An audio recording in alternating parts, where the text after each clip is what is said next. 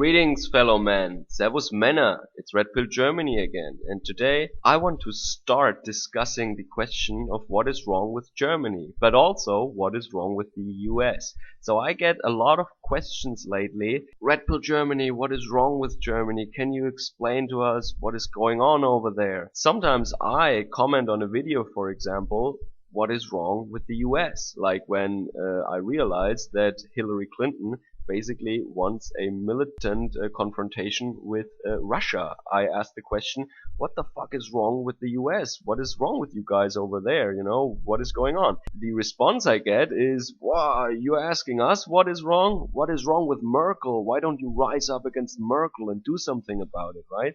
And when people from America ask me, what is wrong with you guys over there? My first instinct is actually to ask myself, well, they ask me what is wrong in my country. I mean, what is wrong with Obama bombing the entire Middle East, creating all these refugees in the first place? And what is wrong with Clinton and the Clinton Foundation and all this corruption that you see over there?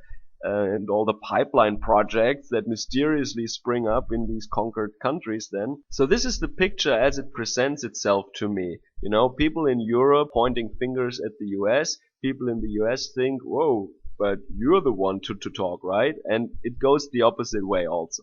So we're both kind of pointing fingers and we're focusing more on the other side. So I thought about this, and the way that I think it is, both the US and Europe are heading in the same direction. We are just not as progressed on this trajectory in every field in the same way.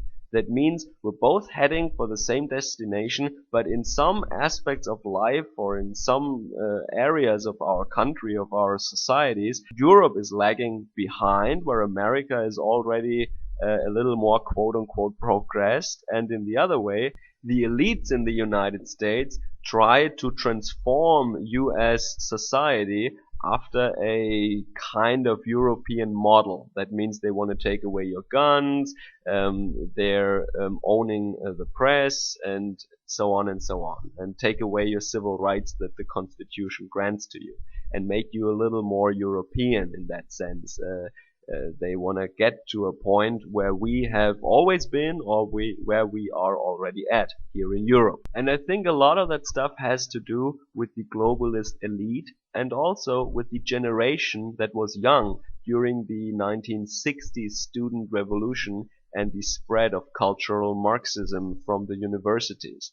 And this generation is now like 60, 70 years old, if I'm not mistaken, and so they are the ones who hold the power, you know? I mean, a 50-year-old person in an established old democracy is not the one with the ultimate power. It's the 60, 70-year-old people who have the ultimate power. The 40, 50-year-old guys, they're just knocking at the door. And it needs a country in disarray, like Russia used to be, where a relatively young person like Vladimir Putin back then can take power or can get into a position of power because, for example, Boris Yeltsin was such a mess.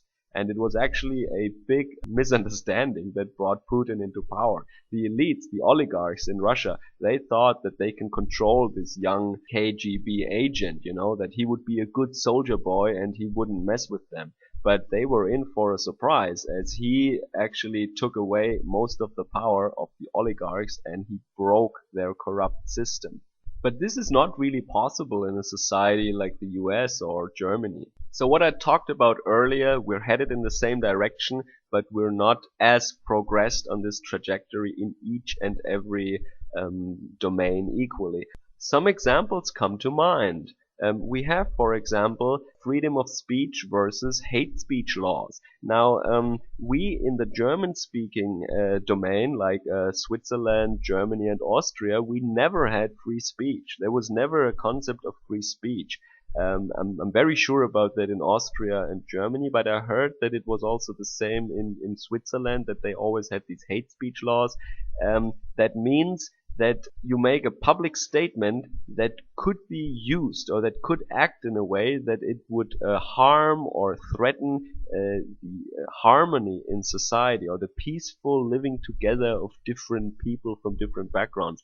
Then it becomes something like a felony. You can go to jail for that, for just speaking your mind. If that thing you say could be used or could work in a way, could offend someone so that the harmony or the public order could be disturbed. So that means if Muslims nowadays, they threaten to revolt if someone says something about Muhammad, for example, that he killed a bunch of Jews and he had sex with a minor, then they would riot in the streets. So that means if you say that thing about Muhammad, Muslims will act up. So the fact that you say these facts about Muhammad can be used or can work in a way that it disrupts public order. Therefore, a German saying these things about Muhammad would go to jail for hate speech. It's not that his speech is hateful, it causes this disrupt. So the bullies get their way. That's what that means. And by the way, these hate speech laws are written in a very, very vague way so that they can be used against anybody who says anything. So it has a chilling effect, and the social justice warriors in the US and the establishment and Hillary Clinton also and Obama, they actually want to take away this freedom of speech. They want to undermine it. They want to introduce something like our European or German, Central European hate speech laws that makes something you say, even though it's factually true maybe, that would make that a felony that you can go to jail for because of the way in which your statement could be interpreted by some people, or that the right not to be offended trumps your freedom of speech, right? This is where the journey is going. This is the destination that you are headed to in the US, and this is where we have always been in Germany. So this is an old hat to us. There has never been a time in Germany where you had freedom of speech. Never, never, never, ever. And this is where your elites want to push you. So this is a domain where we are more quote unquote advanced on this train ride, and your elites want to get you there.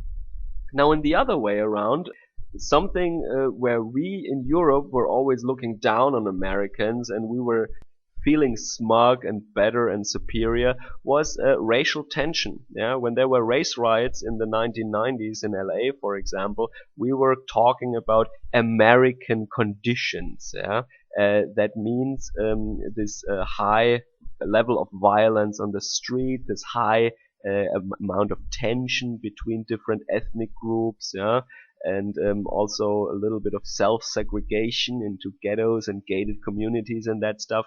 And we always said, oh, this can never happen to us. We are civilized people here in Europe. You know, we are peaceful, civil tradition and democracy and humanism here, humanism there. And now, yeah, of course, we always, since the 1970s and 90s, had increasing numbers of third world immigrants, Africans and Muslims, Arabs and Turks and so on, but they were not so many, so they didn't have critical mass.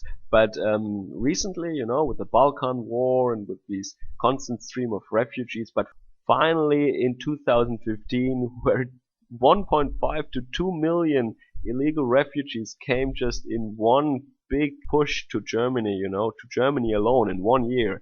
I mean, now the gates are really wide open, and now there is no reason for us Germans to feel superior to your Americans in terms of social harmony and the absence of racism or race riots or something like that, because now we have this. We have daily crime on our streets, ghettos forming, the inner cities in many German regions are transforming into Middle Eastern zones basically. And yeah, this is a state, this is a condition that you Americans are familiar with for many decades already. But now we are getting there because our elites pushed us there. So you see, it is really a global elite pursuing their goals. So they set us on a train with a set destination, and in some domains we are lagging a little bit behind, and in some areas you guys over the pond are lagging a little bit behind, but the destination is the same. And for fuck's sake, we should just not point fingers and be smug and laugh about the other group and say, "Oh, you're so fucked, man. You're so why aren't you doing anything against Merkel?" And we could say, "Oh, you elected Obama and you're about to elect Clinton. You're so fucked, you know." And we're both right, but what difference does it make? I mean, it's a really futile endeavor to point fingers at the other side. We're both having the same problems. We're sharing the same problems, and we have to find a solution together or individually. And I think our new patriotic conservative parties in Germany, but all over Europe actually, our awakening of nationalism would be a solution to that problem. But also in America, the alt-right and Trump might be a solution to this problem. So we should pursue this as partners, you know, as nationalist partners, as conservative partners, and not engage in this competition of what country is more cocked and what country is more fucked than the other one, while totally ignoring the fields and the points where your own country is actually already much worse off, in a much worse state, you know. Again, the destination is the same, just in different areas we are more or less progressed on this schedule that they have set out for us. Okay, so in the following weeks I will go into a little more detail of what areas in Germany are functioning how, what our problems are, and this is basically a warning to you Americans of where the journey will go, how it will be when your elites, when Clinton will actually get into power and they have 4 or 8 more years. Okay, so despite of all that, have a great day and see you again soon. Servus, Kameraden.